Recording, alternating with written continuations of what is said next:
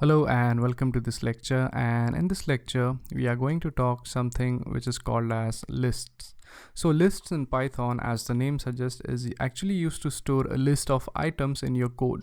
So let's say you are designing a movie review website and you actually want to store a bunch of movie names into something. So list is a data structure which is provided by Python, which allows you to store a list of items in one place. So we will actually be designing some websites at the end of this course. So we will design some site in which we will use lists. So it is extremely important concept which you need to learn, because most of the data which in Python is actually stored in the form of list, and list actually is, you could say, like an alternative to arrays. So if you're familiar with other programming languages, then list is somewhat similar to that of arrays in other programming language. So without wasting any time, let's go ahead and directly jump into the Python code. So here in this tutorial, we will be creating simple list of people. So we will be having names of people stored into a list, and we will learn how to actually access the names stored in that particular list.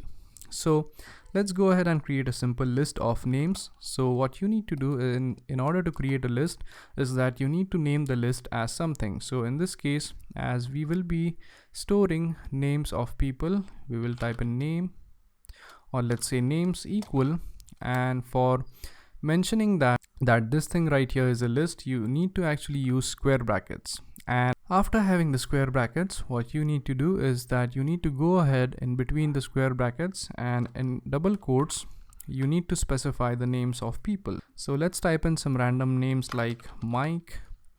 So this is one item in the list, and in order to specify another item, you need to go here, give a comma, and again in double quotes specify the new item, which is, let's say, John, and you need to have some space over here. Again, give a comma, have some space. Let's say the third item in your list is Rob. So as you could see, we have created a simple list here which consists of names of three people, which is Mike, John, and Rob. Now what if we actually print out the list itself? So if we type in print, and to print, if you pass in the list itself, which is names. So if you essentially save the code and if you run it, as you could see, when you print out the list, or if you directly pass in the list name to print, it is going to simply print out what is stored in the list. So it is actually going to include the square brackets, the commas, as well as the quotations. Now one more way of printing out the elements of list is by specifying the index of the list. So a list actually has positions into it. So for example, as we have three things in our list, so Mike is actually stored at the first position, John is stored at the second position, and Rob is stored at the third position in the list. But the first position is actually having an index 0. So at index 0 in the list names we have Mike, at index 1 in the list names we have John, and at index number 2 we have Rob. So if we actually need to print out what is actually stored in index number 0 position at index number 0, so you could simply go here in front of names, specify a square bracket, and in the square bracket you need to mention the index. So if you want to check what is stored at the index position 0, so you could simply pass in 0 here.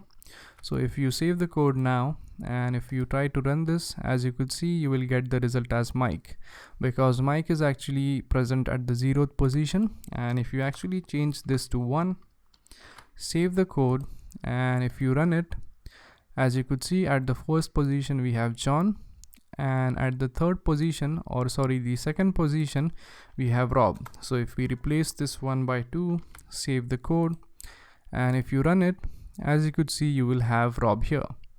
Now you could also actually go ahead and store numerical values into the list. So for example, if we delete this entire thing, and if you make a new list which is called as numbers, so what you could essentially do is that, as we are storing integer values, you don't need to mention them in single quotes. So you could simply type in 1, 2, 3, 4, 5. So again, if you print out the numbers list, so if you save the code and if we execute, as you could see, the list is going to be printed out. Now even if you specify an index position here, that is if you want to check what is stored at the 4th position. So if you save the code and if you run it, as you could see, you will get an answer 5, because 1 is stored at the 0th position, 2 is stored at the 1st position, 3 at 2, 4 at 3, and 5 is actually stored at the index position 4.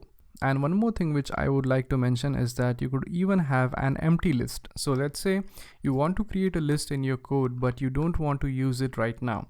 So you could just name your list as some random thing like ABC, and you could simply type in equals, and right after this equals you could simply specify the square brackets, and you could have essentially nothing into the list. So if you go ahead and if you try to print out this list which is called as ABC, and if you actually run the code, as you could see, you will get an empty list. So this thing right here is called as empty list. So that's it for this